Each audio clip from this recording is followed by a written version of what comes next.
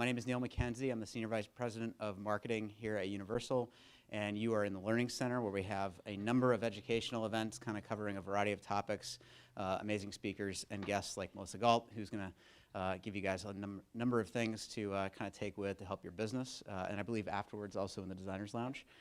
So our space, Universal Whole Home Manufacturer, we have 2 new collections on floor 2. We have a new outdoor collection on floor 3. We have special order on floor 1. We are getting into COM as well, and we have 500 new fabrics that are part of our standard offering as well that are now available. If you want to see everything and explore the showroom, just check in at the front desk, and they'll be more than happy to kind of connect you with the right people to do so. We also have scanners. Everything in the showroom is tagged with pricing and has a barcode on it, so you can get a scanner and scan things that you want to buy later on, so scan as many things as you like. And the showroom itself, we have a number of activations also in our Designers Lounge, so that is located on floor 1. We have a beauty bar pop-up in the afternoon, so if you need a hair touch-up, they're happy to help you. We have some specialty cocktails, and then we have a local artisan that is selling pottery, so that is all available for cash and carry, and she can also ship that to you. So there's a number of really cool pieces in there to take advantage of. If you have any questions for the Universal team, we all have name tags, so just ask anybody. They're more than happy to help you. Like I said, just check in at the front desk. And then all of these sessions that we host here, we do record. So if you want to, if you missed something or you had to step out, as long as you signed up for one, you're going to get an email for all of them. So that's the good news. And those are usually available about a week after market. So with that, I'm going to kick it over to Melissa. Thank you again for being here. Always a great crowd, great insight, and thank you again. Thanks. Okay, there are still some seats down the front here if you're stuck. There's a couple over on this side, and I think there might be a couple right back that row that are still available as well. So you are going to want to sit rather than stand through this presentation. Thanks to Universal for allowing us to do this. They have an amazing training center here, and Neil and his team are really fantastic for us to work with, so I do want to say thank you to that. This is rates and fees to double your revenue in half the time. Y'all up for that? You ready? Okay, now you know that the magic doesn't happen until you leave and you implement. So I want you to be thinking of implementation, implementation, implementation. All right, so I wanted to share the story of Lindsay Gray. She's in Tulsa, Oklahoma. I work with designers across the country. And Lindsay came to my Go Beyond event, and she thought she had an ideal client. She was all set for the new design discovery process, smart systems, and for changing her design discovery and moving to flat fees. She got home, and she started talking with that ideal alleged client, and it fell apart. It was like, oh no, that was going to be her first flat fee project. So she had to tuck in. She was disappointed, but not down and out, and she had to tuck in, and she had to wait. And it took her about 6 weeks.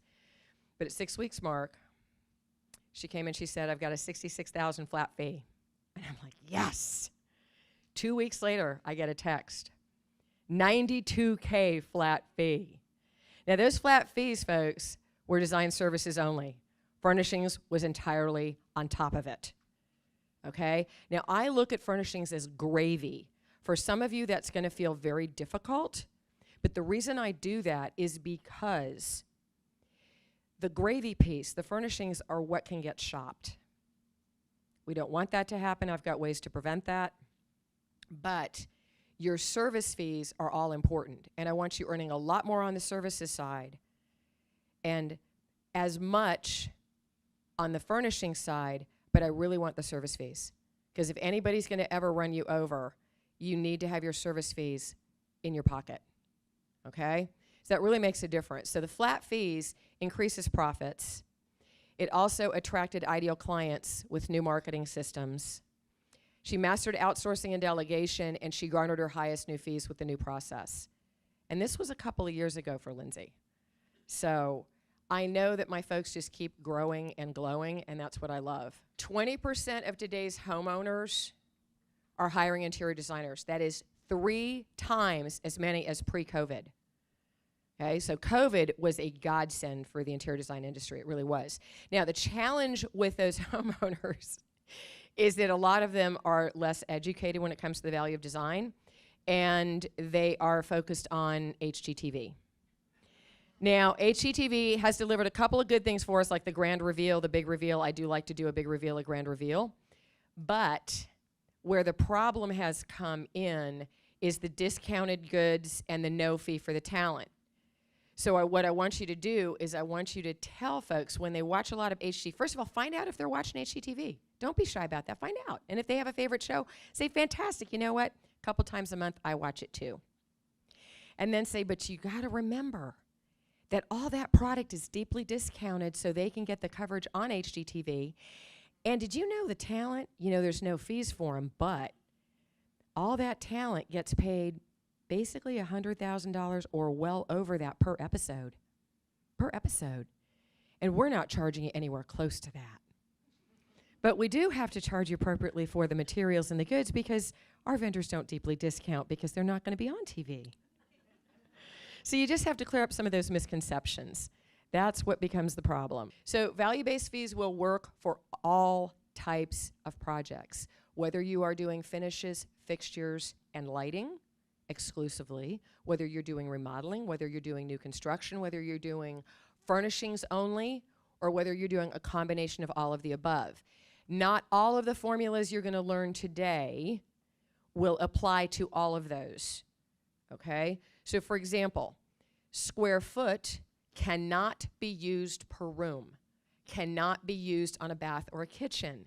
The spaces are too small, the numbers will be too high, they will scare the pants off a client, okay? So we have different methods for those. All of you have a postcard. Let me grab this one. This postcard is in your little notebooks. Please, please, please leverage the download that's on this. It has a couple of extra, because I have 4 formulas I'll share with you here, but we have 2 more that you're going to want. I consider them the bonus ones, and they are K and B and by the room. So some of you really, really need those. So please download this. It really will make a difference for you. So the fees can be used in any way possible. I want to focus on your value for a moment. And I want you to understand that as a designer, at any given moment, you are wearing up to 36 hats.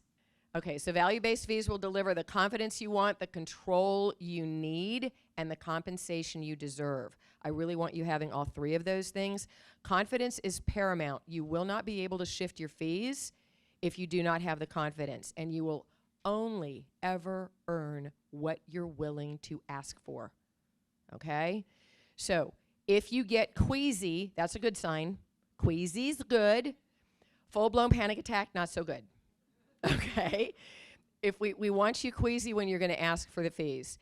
So you're going to learn how to truly value design in your services, the #1 phrase to protect you from scope creep. That is one of the biggest fears that I hear from designers. I got that phrase down for you. It's super simple, super easy. If you use it in your agreement every time, you'll be fine.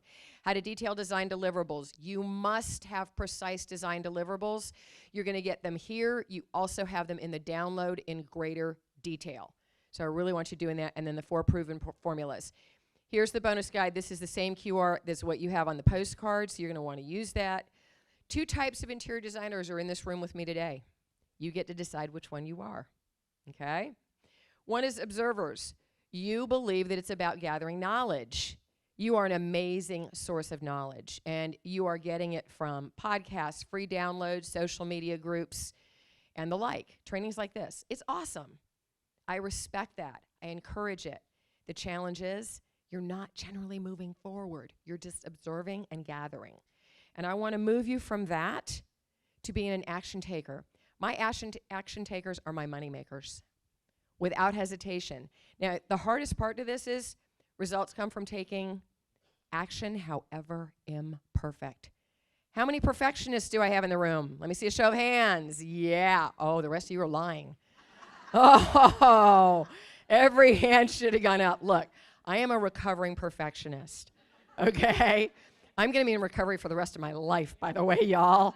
I need to start a group. It'd be a very large group because we'd all be in it. But really and truly, you got to be willing to take imperfect action in order to move forward. Perfect is the enemy of done. It truly is. And when a client says, oh, I'm waiting for the perfect piece, you're going to tell them, you know what? The next perfect piece is always right around that corner. We can either never complete your project, which is never our goal, or we complete your project now, and then in 5 more years, we're happy to do it all over again with new perfect pieces. Okay? Seriously, perfect is a moving target. You're never going to hit it. Jump in, commit to progress, do the work daily to move forward. There's a beautiful question I want you to ask yourself at the end of every single day. What did I do today to move closer to my goals and to increase my profits? It could be a tiny thing you did. I'm not looking for big things. Incremental changes have a compounding impact. That's what really matters. But if you don't ask yourself the question, you'll get to the end of the month, the end of the quarter, the end of the year, and you'll be like, oh, I didn't move things forward. So you got to ask it every day, all right? And you prefer success over safety. Risky is the new safe. That came out of one of my mentor, Randy Gage's mouth, and is a book that he wrote called Risky is the New Safe. And it really is. Safe is about that comfort zone. It's never very comfortable in there, by the way. I don't know why they call it a comfort zone. It should be called an uncomfortable zone. But when you're hanging out in there because it's familiar, that's holding you back. That's sabotaging you. 2 ways to take action. You can DIY it. No issue with this, by the way. Implement from this training. I have designers I have met, sometimes randomly. I was just at Round Top, Texas. Everybody been to Round Top? Yeah. Okay, so I went to Round Top, and one of the gals on the IDS tour that I went on, she said, Melissa, I took your training at Universal. I implemented. I doubled my revenues. Thank you. I'm like, yes. So you can do this from this training. And I have no issue with that. Download the Success Guide, apply the formulas. Follow my podcast, The Affluent Creative. Okay, it really will make a difference. Or, not everybody's a DIYer. I am not a DIYer. I suck at DIY. Okay? I'm a do it with me or do it for me. So do it with me is get coached with a group or privately implement customized blueprint of comprehensive strategies to transform your business. And each one of you is a one of a kind. So each of your firms is one of a kind too. There's no one size fits all. But that really matters. Oh, that's interesting. So what's your true value? Remember those hats I mentioned? You got 36 of them. I'm only sharing 18 of them with you here today.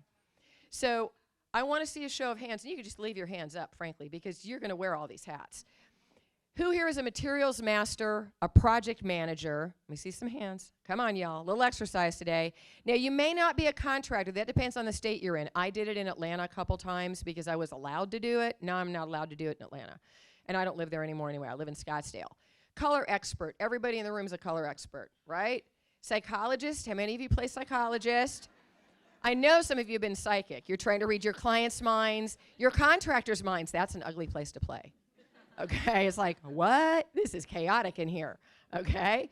Peacemaker. How many of you had to keep a couple together during a remodel? Yeah. Furniture designer, space planner, mood maker, fabric magician, lighting designer. Look at this list. Purchasing agent, even when you don't want to be. Yeah, I get it. Team leader. Team can be outsource. If you're leading your vendors, you're leading your installers, you're leading your workrooms, you're a team leader, okay? Time management ninja, resource professional, creative genius. Oh, come on, everybody wants to own that one. And marketing maverick. So here's the thing.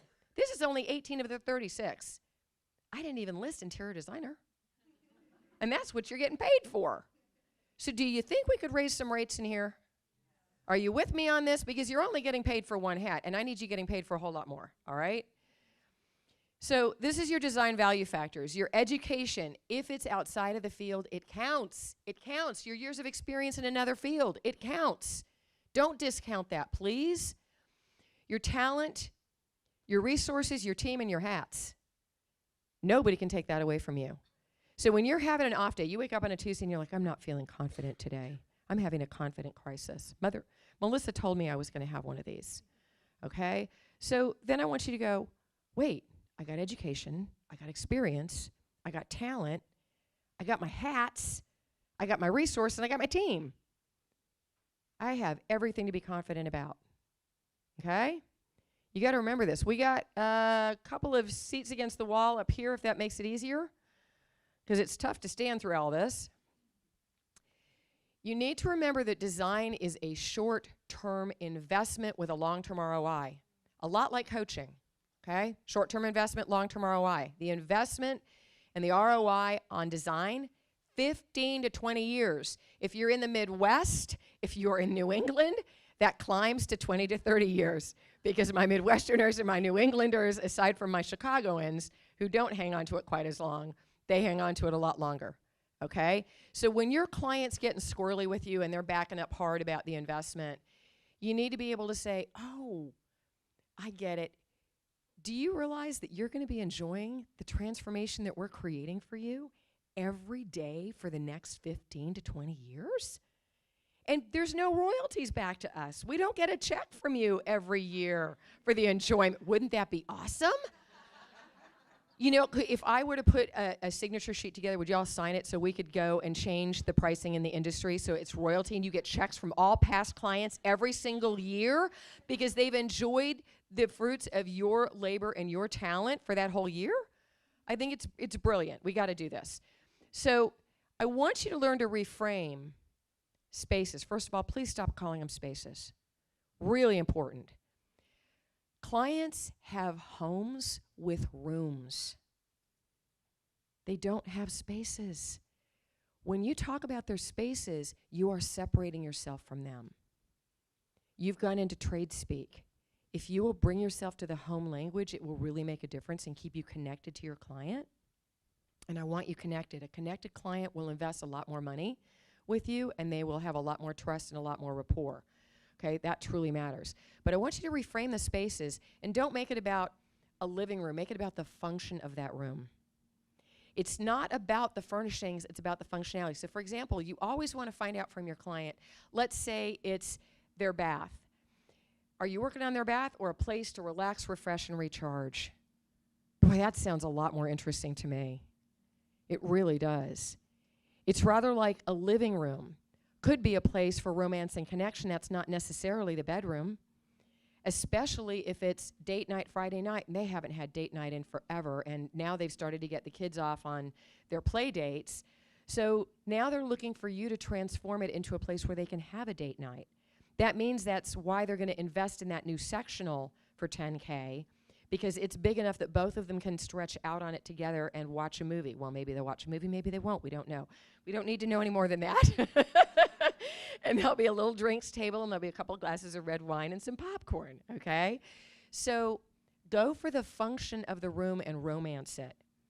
A lot of what's standing in your way is you've become too technical, and you want to get back to the romance of design, and you want to romance the rooms, not the spaces.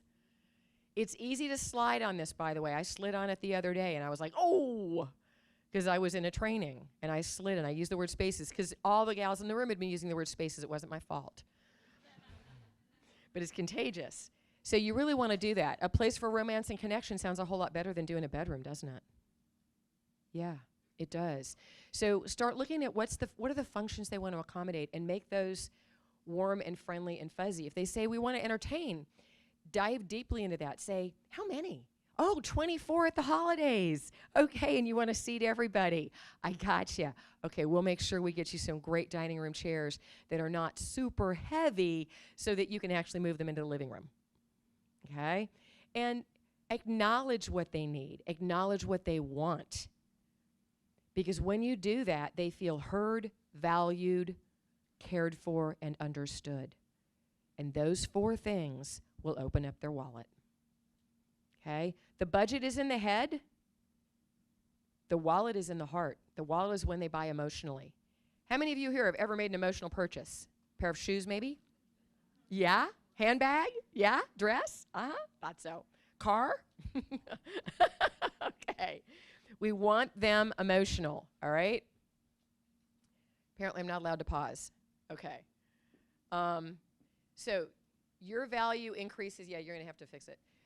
Your value goes up every day with every training you're in like this, every new client you have, every project you take on, every new vendor you work with, your value is going up. This is why I want your rates to go up commensurately. Now, on Thursday, I had a handful of designers in a room with me for a training day. And when I asked the question, when did you raise your rates last? 3 of the designers said, my last project. And I'm like, yes, that's the answer I'm looking for, your last project. You have a chance to raise your rates on every single project instead of a year ago, okay? That really matters. And if you're not doing that, are you aware of what's going on with the economy? Are you aware that everything has gone up? Heck, the parking behind Universal used to be $20. Now it's $25. So you have the right, because you are more experienced, more expert, more talented with each passing year, to increase your rates with every project. And if you're not increasing with every project, please increase every year. That really does make a difference. Okay? You're having a good time over there? All right.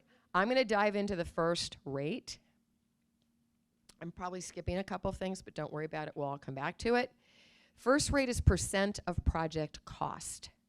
You're typically going to be 15 to 35%. These are guidelines. They are not limitations. I am never going to limit what you can earn, ever. That's just not how I roll. So, okay, cool. Thank you. All right. This is a little bit about me, but you know what? I'm going to skip a chunk of this because we're running a little short due to some tech issues. But this is truly, your success is my goal. You do need to understand that.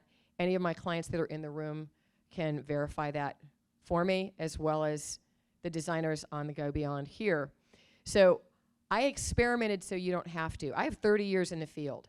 I hung up my design shingle in 21. I moved from Atlanta, Georgia, 30 years, to Scottsdale, Arizona. And I made a decision that I wanted to go into coaching full-time. I don't do anything full-time. It's 120% of the time, just so you all know. And those of you that know me know that that's absolutely true. Now, this is the 5 proven profit pillars that we use: marketing and sales, rates and fees, systems and processes, team building, and design delivery. We are in rates and fees today. I share this with you because you need to understand there's a lot more to design, and there's a lot more to the business side. We move these into systems. So client attraction system, you're going to get a smidgen of that today. You're getting the lion's share of the money system, freedom system, talent system, and scale system. A lot more systems for you. When you systemize, you get freedom. Oh, this is so interesting. I'm not even touching it. This is the kind of marketing I want you to do. I want you doing marketing that has you having fun. I want you being memorable and magnetic in your marketing.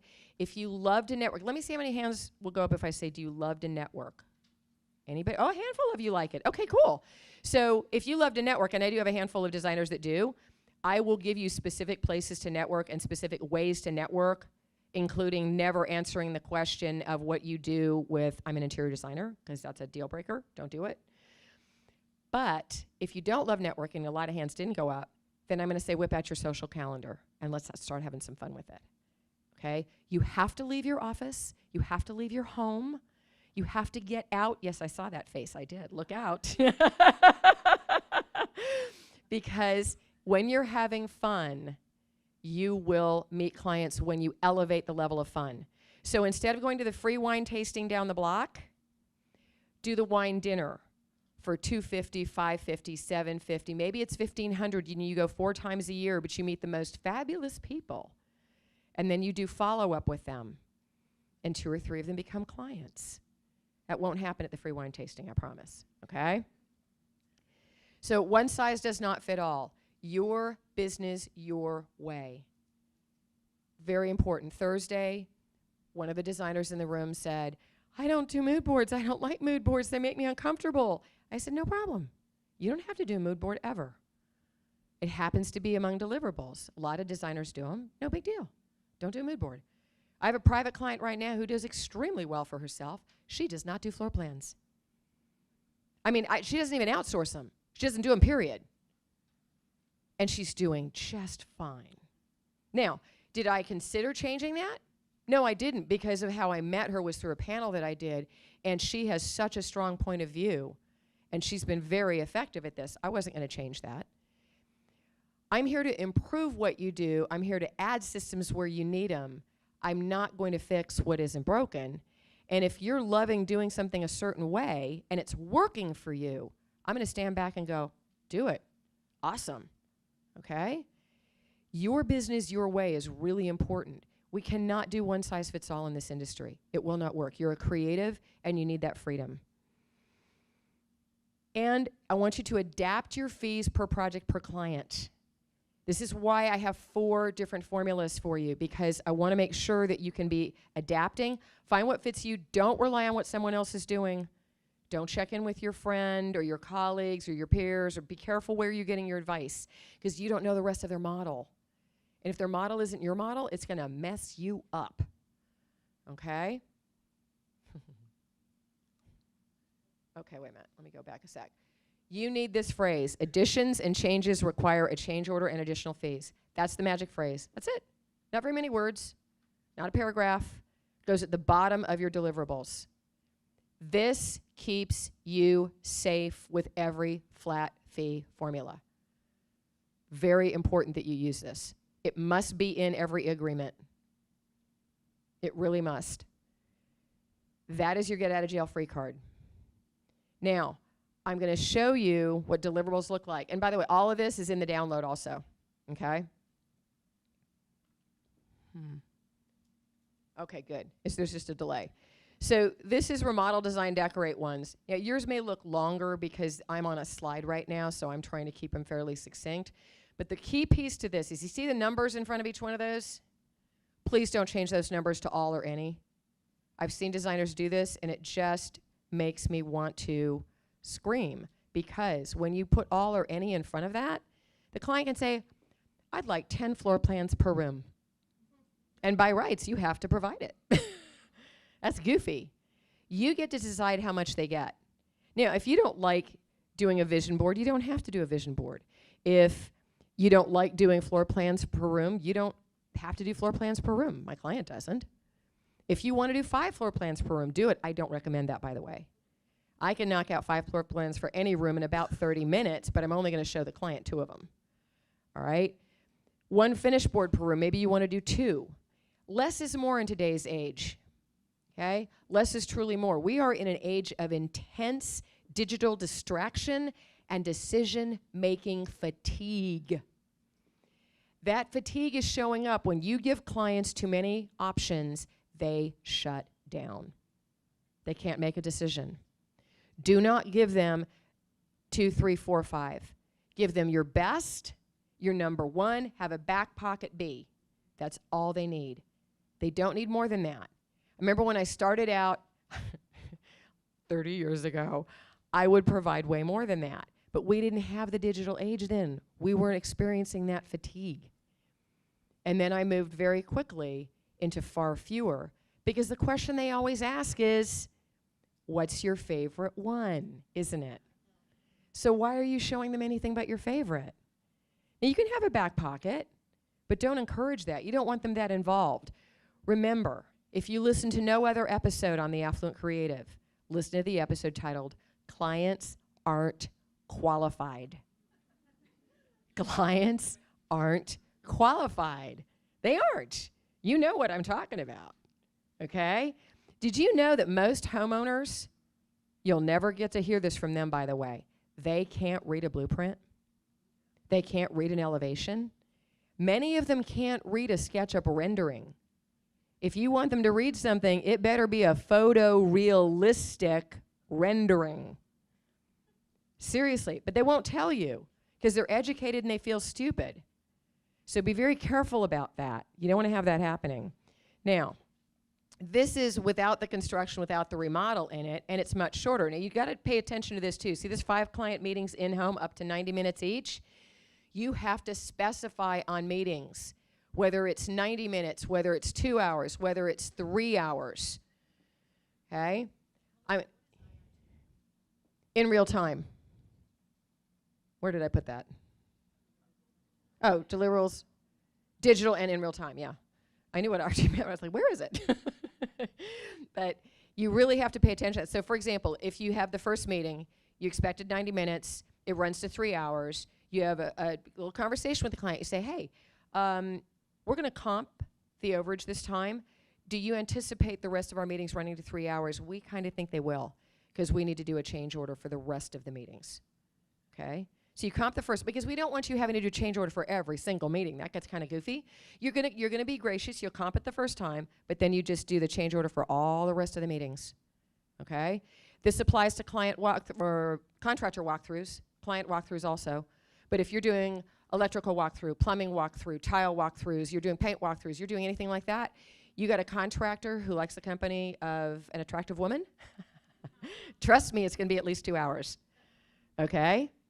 You're thinking it's going to be 30 minutes, and they're just going to run their mouth because they like your company better than the guys they're working with. It happens. Expect it. Okay? Does this make sense to everybody? I know y'all are screenshotting like crazy, and I'm trying to make it so easy for you with the download. Because I got to tell you, I have screenshotted myself a few presentations, and I never go back to my phone because it doesn't make any sense. So get the download. I promise. It's free. It's free. So the must-have for all formulas, I need this intel for every calculation. I can run your numbers in 10 to 15 minutes for any given project. You're probably sweating bullets over it for 2 and 3 days, which I get a little bit of a giggle about. Sorry. But if you'll get me this, I can run them that quickly. I need the client's planned interior investment. Most designers aren't getting that. Now, I get it. You're going to say, but Melissa, the client said they don't know. Well, guess what? You have experience in the industry. You should be able to say to that client, in our experience, we anticipate your project is going to be $150 to $250, including design fees. And then you ask the really important question, where are you in that range? And shut up. Because you need them to tell you. Now, they're going to have one of 3 reactions, okay? The first reaction is like, 150? Okay, they might not be an ideal client. You might need to release. Catch and release. They do it with fish. You can do it with clients. Or you might have to reduce scope of work. They might say, we're going to be okay to 200. If they've named it, you can hit it. Okay? Now, every once in a while, it doesn't happen very often, but it can be super fun when it does. You'll get a client who goes, 250? We'd earmarked 400. Just don't do the cha-ching in front of them, okay? Because there's a part of you that's just like cha-ching, you know. You can't do it in front of the client. That's rude. But that can happen too, okay? But if you don't have a number and you put your first set of numbers into your proposal, into your agreement, and you spent hours on that, which you never should, by the way, and they say no, you are going to be seriously bummed out. And I see this happening way too often.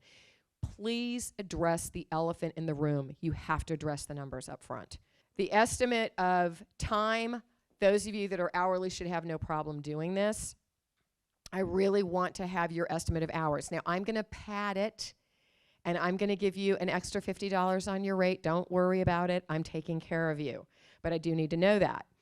Value of the home by square foot, that's Zillow or Realtor.com. Super simple to get. If it's new construction, you're not going to get it from there. You're going to have to get it from the builder, okay? That really matters.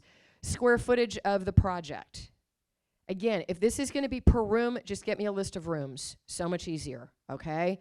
And then scope of work. Now, when I say scope of work, I'm looking for a bullet point list by room. I've had designers give me novels, and I'm like, what is this? I can't work off of this. I need short, succinct, quick, okay? That really makes a difference. If I have all of this, I can run numbers in 10 to 15 minutes. I can usually run them in about 5 minutes. But it can be that fast once you get used to the formulas. So we're going to go to the percent of project cost, 15 to 35%. It's not a limitation, and it's wildly easy. You can use this very easily on kitchen and bath, by the way. Industry standard for kitchen and bath, 10 to 15%. I bump you 15 to 20%. My designers get it. It is possible. Why would I bump it? I'm bumping it because the kitchens and baths, they're in and out of these every day, and they're going to get it back out when they sell the house. So, yeah, it's a big deal. So if that's going to be $100K, that's what the client's anticipated investment was, you get a 20K fee. Okay? No, 20% of the project. 20% of the project, yep. So the materials, contracting, all of that. So usually kitchens can run anywhere from, depending on where you are in the country and how big the kitchen is, it could be 50K to 500K. Okay, I like to think of kitchens normally in the 150 to 250 range. And bathrooms are usually not that dissimilar to that. They're usually starting around 50 unless you're talking about a Jack and Jill or maybe a powder bath. Sometimes those can run 75, 100, 150 also, and you go up from there depending on all the bells and whistles. But you should be making 15 to 20%, not 10 to 15%. Okay, so shift that immediately. Really and truly, that will make a huge difference. In other words, I don't really want, let me see if I can, okay, there we go. Yay. See, I knew it by heart. Now, there is one trick with this. Because it is similar to builders and contractors and architects, there are those builders particularly that have quoted on behalf of the designer. It is a disaster when it happens. So if you are working with a contractor or builder, or through them, or you're working with an architect, you need to let them know, please do not quote our fees. You don't quote for them, they should not be quoting for you. It's inappropriate, and they undervalue us in an embarrassing way. They really do. It's bad news. So, grows when the project grows. I love that part. One of my best jobs did this, and then requires a minimum project size. You can't do this on a teeny tiny. And if you're worried about the client playing slice and dice, put your minimum project size in the letter of agreement, and it will inhibit them from removing too much because they have to pay you a minimum fee. Okay? Protect yourselves. Beg pardon? Yeah. So if you're worried about the client slicing and dicing the project once you've climbed on board, you put a minimum. Our minimum on the project is this, cannot go below that. They will not be able to reduce it. Okay? That really does matter. You get to stand in your power on this. So it's a very simple calculation, incredibly simple. This is not high math. Anybody that's worried about math, worry no more. Super simple calculation, all right? And it will grow. Like I had a project that was supposed to start at about 70K, went to $500,000 in 90 days, and I was at 30% of project cost. And that meant that I earned it, because I was GCing, I earned it on all the labor and all the product. So it was a fantastic project. I love doing it that way. And I work in 90-day increments, or I used to. I don't any longer. So Tanja attended the Go Beyond also. She's out of New Orleans. I'm going to get to see her in another week, which I'm really excited about. But she was not getting ideal clients. Anybody here struggling getting ideal clients? Yeah. So you've got to get really selective. She was picking up a lot of small jobs, and they were running into the ground. She had really difficult clients. I mean, these people were really a super big challenge.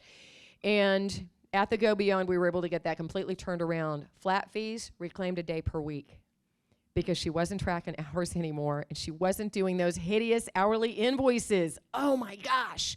And you know what's wrong with those hourly invoices? Well, first of all, you're underbilling.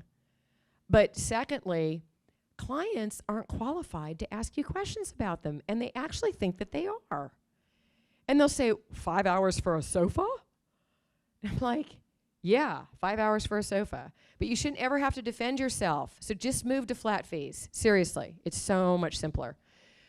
She did that. It made a huge, big difference. Freedom from difficult clients, time for family and friends, and increased her profit with flat fees. And she's attracting ideal clients through consistent marketing now. I pull everybody out of word of mouth. Word of mouth is not reliable, not dependable on the marketing side. I want you using additional methods, okay? So square foot method, $3 to $35 a square foot. Now, you can run it to $100 a square foot. I'm totally fine with that. I have no issue with that at all. What I can tell you is it's very simple to calculate, finite for the client, flexible per project. You must have enough square footage. This works really well on a whole level. So whole first floor, whole second floor, whole basement, whole house. Don't do this by the room. Don't do it for kitchen. Don't do it for bath. Okay? Really important.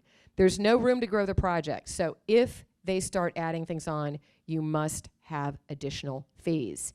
Notice it was additional fees, not additional hours. Very important again. Okay?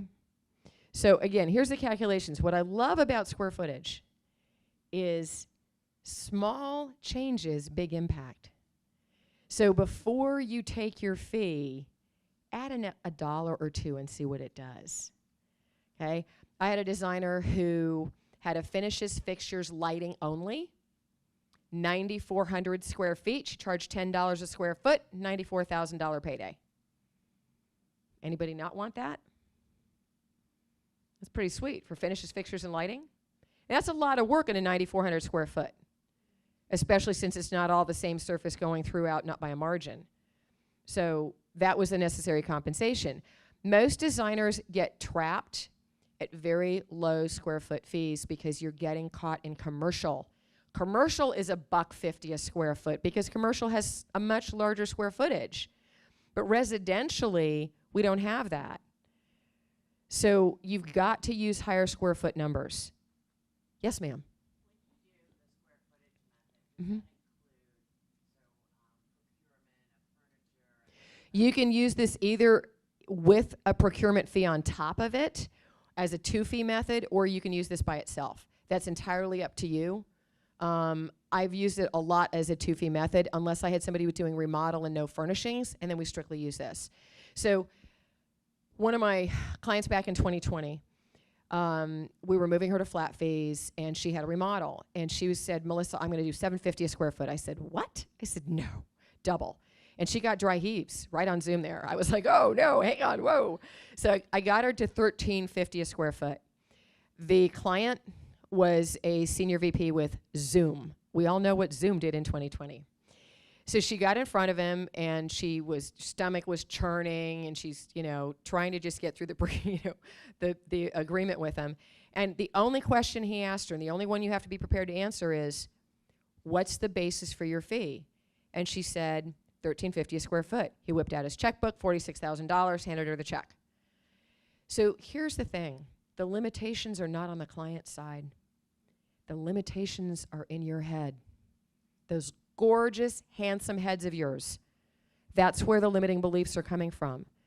And we actually have a full day we work on those during the Go Beyond because I can't get them out in a 5-minute situation. But when you impose your limiting beliefs on your clients is when they start to back up, when they won't invest, when they won't move forward. She had elasticity. When she called me and told me, I said, fantastic. And then I said, you left money on the table. She goes, I know.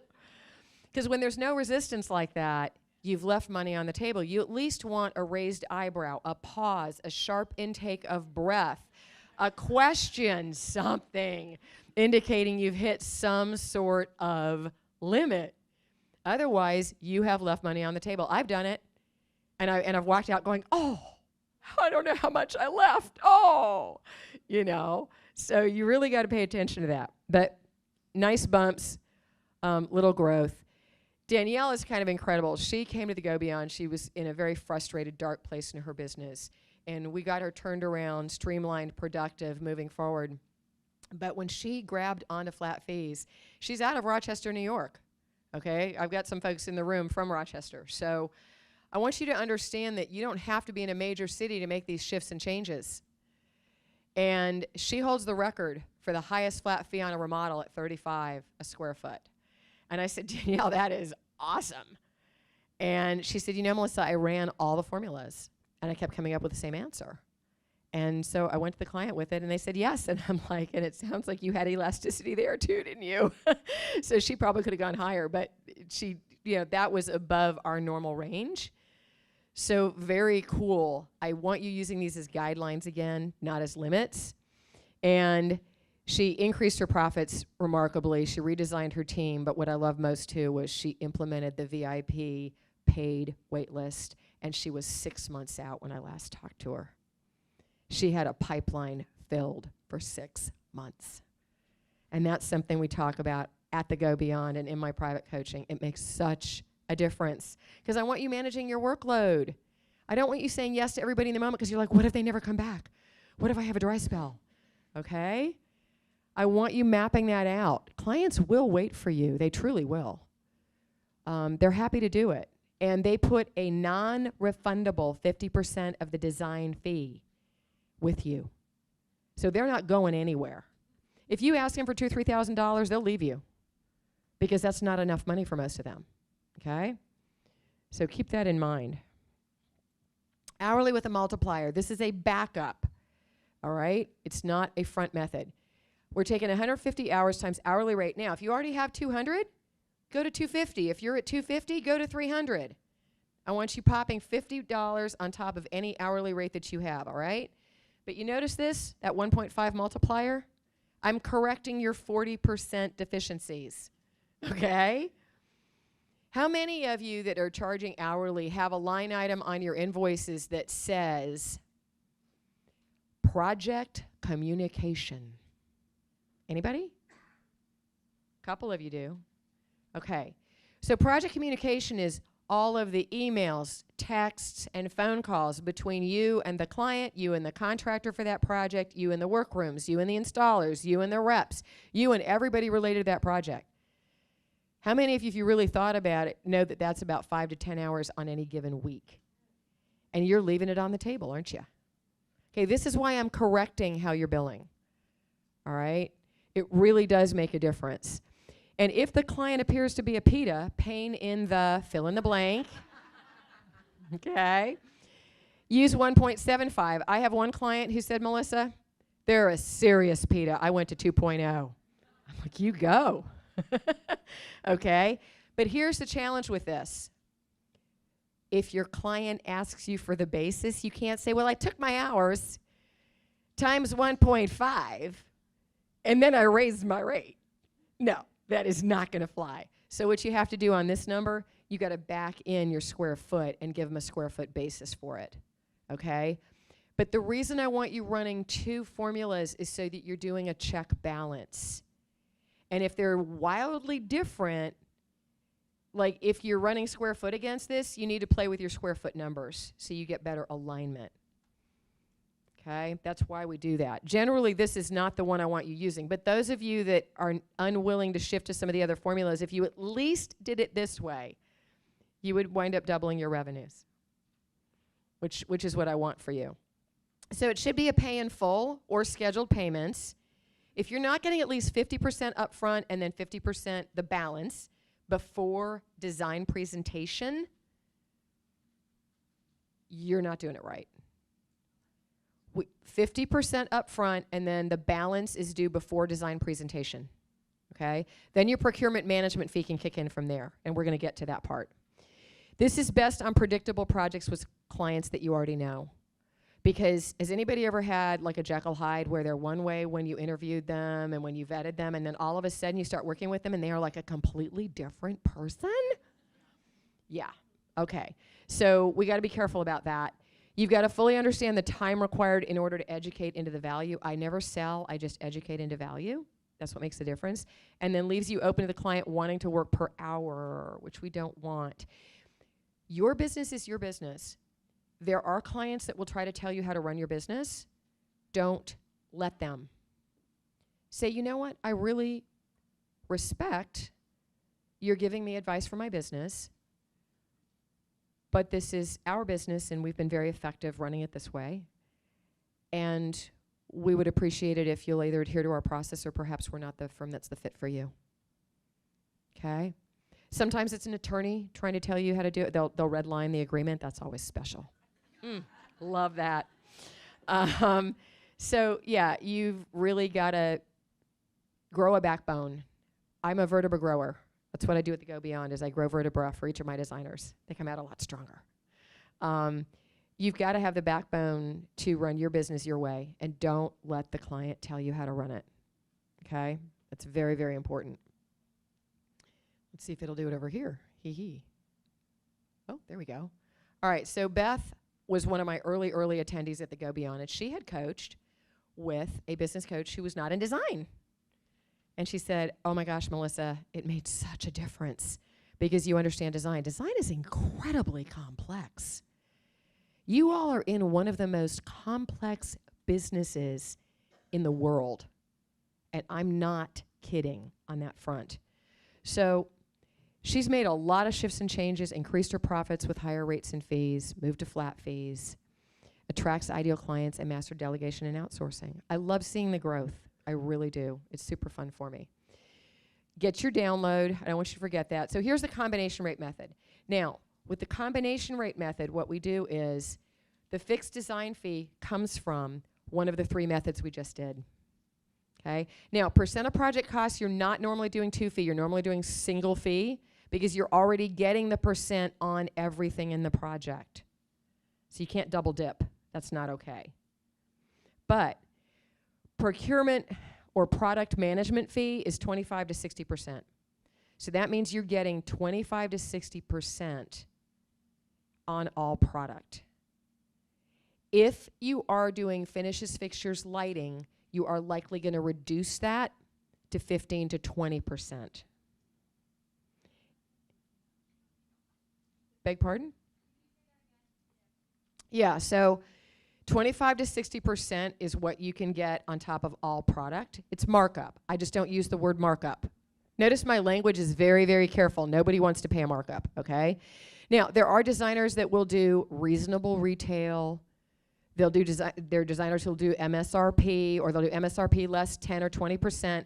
I don't play that game. I like transparency, and clients really appreciate it as well. And so you take your designer net and put this on top, and that covers your procurement management, your product management. Okay? I beg your pardon? Yeah, they do. They do. They know you have a design fee. They know you have this. I don't have a problem with that. I'm not trying to play games with, them knowing how I make money. I'd rather they knew. Because the problem is, if you don't let them know, and then they start asking questions and you can't answer those questions, that can get kind of ugly. There have been a lot of designers caught in the last few years with clients asking for invoices. I don't ever have that problem. I never had that problem. I was always very transparent.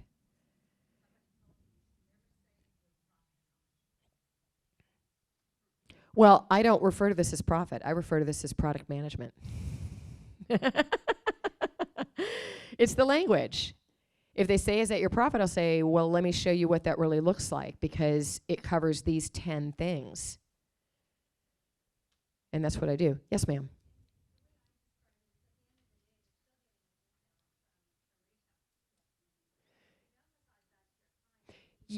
And you can do that. I don't want them in the business of hiring a designer for the discounts on furniture. I really don't. I want them hiring a designer because they need somebody who is an expert in lifestyle, in the interior, and can really put together a beautiful custom home. I don't make it about the discounts at all. I don't even reference the word discounts. And if a client asks about, can I get your discounts? I would tell my designers to say, you provide it at designer net. Not at wholesale, by the way. So if any of you are getting wholesale, you're working through a buying club, like Designers Collaborative, you get the gap between wholesale and Designers Net. You are not ever going to give away the wholesale. That would not work. So that's important. But I don't play the discount game with clients. With clients, there's a way to lead from the very start of the project and to provide specific collateral materials that help educate them into the design process and remove it being about the discounts. If it's working for you, keep it. But that's not why we want them hiring designers. So.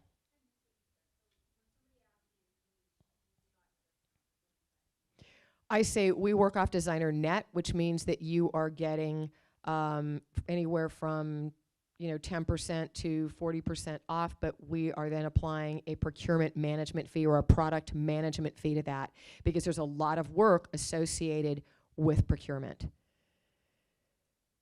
And for those of you that struggle with clients who are wanting to get deliveries direct to their home, the first thing I'll say is, oh, so do you have a dock at your home? And do you have a qualified receiver at the dock between 8 and 6, Monday through Friday, who can receive your goods and inspect them for you? Because if they're not able to be inspected when they're delivered, then if there's any damage, we're not going to be able to repair or replace those pieces. And do you have a way to store those pieces until everything's come in and they're ready to be installed? Yeah.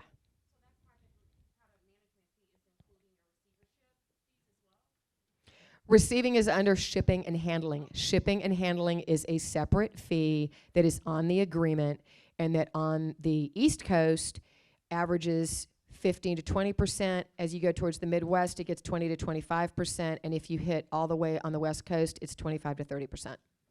Okay? Yes, ma'am. What about hours spent coordinating with contractors and installers and going to the job sites? That should be included in your design fee. Yeah, that should be included in your design fee. Uh-huh. Yeah. Yeah. Yes. Yes. Shipping and handling is a completely separate fee, has nothing to do with design fees, nothing to do with procurement fees. Okay? Anya stepped into 24 not knowing what it was going to bring to her, and she was prepared to let go of her habit of saying yes to small jobs and focused exclusively on ideal clients. She currently has 3 ideal clients, large projects, completely transformed her business, all with high 5-figure flat fees. And we are just now coming into second quarter. It's been a banner start to her year. Now, she did something unusual. She has a remodel that she did in her own home, and she got brave, and she invited potential clients in to see what she'd done in her own home. That's very vulnerable, and it's very brave to do that. So I want to encourage those of you, if you've done any work at your own home, get brave. Show it to potential clients. They would love to see that. It really creates connection with them, okay? So that's valuable. It truly is. She, came out to Scottsdale and was ready to make a shift. That's the key. You got to be ready to make the shift. That's what makes the difference. So do you agree that with flat fees, you're going to feel more in control, more at ease, more confident, and more profitable? I know this is a lot in a short period of time. That's why I have the download for you. And that's why you also have other options, whether it's listening to the podcast, whether it's talking with me about the Go Beyond. We have a meetup following this event. I also have some books with me, Marketing Luxury Design. If you do not have one of those yet, we'll be doing a book signing and sale next door. And I will be happy to answer any questions related to this and related to anything to do with the business of design. I have 30 years in our industry. I love our industry. It's crazy complex. It's changing every single day. And I stay on top of all of that, so you don't have to. But all of you should be doubling your revenues in half the time. It's not that hard to do, I promise.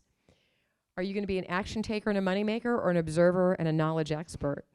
It's worth thinking about. It really is. And how your design business can feel when you go beyond.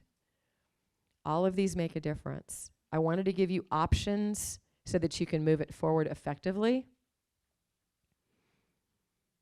And the Go Beyond Intensive is in Scottsdale, which is a beautiful time of year. Some of you are coming out of really snowy climates.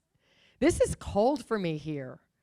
I mean, it really is. It's been a very wet, cold few days, and I'm like, oh, I want to be at home.